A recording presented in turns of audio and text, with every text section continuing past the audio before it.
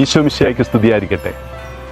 ഞാൻ ജോൺസൺ അച്ഛൻ, Kadavanthra cent Sebastian ഇടവകയിലെ വികാരി അച്ഛൻ. ക്രിസ്മസ് വെളിച്ചത്തിൻ്റെ തിരുനാളാണ്. ദൈവം തൻ്റെ മകനെ ലോകത്തിലേക്ക് അയച്ചത് പാപത്തിൻ്റെയും സ്വാർത്ഥതയുടെയും ഭയത്തിൻ്റെയും ഒക്കെ ഇരുൾ പുതഞ്ഞ നമ്മുടെ ജീവിതങ്ങളിൽ വെളിച്ചം നിറയ്ക്കുവാൻ വേണ്ടിയാണ്. നമ്മിൽ വെളിച്ചം നിറയുമ്പോഴാണ് ചുറ്റുമുള്ളവർ നമുക്ക് സഹോദരങ്ങളും പ്രിയപ്പെട്ടവരുമായി മാറുന്നത്.